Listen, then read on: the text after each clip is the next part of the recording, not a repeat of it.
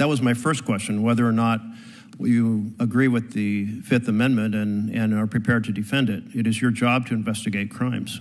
Yes, I agree with the Fifth Amendment. I agree with the entire Constitution, and the men and women at the FBI decide. So are you going to launch an investigation of the reported violation of the due process of several hundred individuals?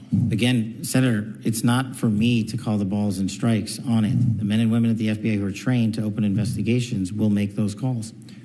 So you have no influence over whether an investigation is opened? I have influence over it, but you're asking me a constitutional question. I'm not a constitutional scholar. Well, it's actually not it's a question also of law. But your position is that every one of those individuals is by constitutional right afforded due process. I don't know the answer to that. I'm telling you. You haven't read the Constitution? It says all persons. I've got it right here, but what you're saying is that every single one of the illegals that was sent down to El Salvador is supposed to be given due process pursuant. Yeah, that's what the Constitution says. It doesn't say that.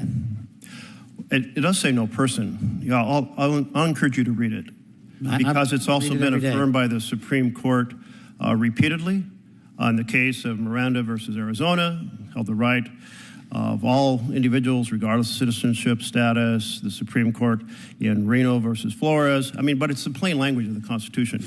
It concerns me that you're not familiar with the core concept of due process applying to all persons as written in black and white in the Constitution. As the first public defender who's ever served at the FBI as its director, I am more aware of due process than any predecessor in my seat. You are delineating between removal proceedings and criminal acts.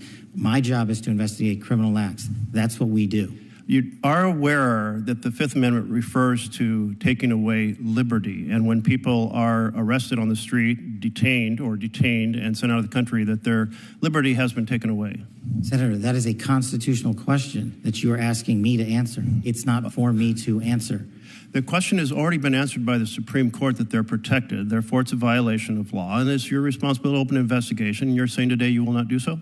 I am not the agency involved in removal proceedings. That is a different branch of government. So if an agency other than the FBI violates the law and the Constitution, you will not investigate because it's a different agency? I will investigate every violation of law. Well, you have, but you just said you're not investigating. No.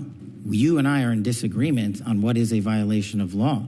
I have yet to hear from the Supreme Court your position as you have adjudicated it. Well, very, very interesting, because the Supreme Court's been very clear, and I had heard you were trained in the law, so I expected maybe you would try to uphold it. You also took an oath to the Constitution. Thank you for the reminder. Well, it's important to remind you, since you're apparently unfamiliar with the very basics of the core protection of freedom in our Constitution.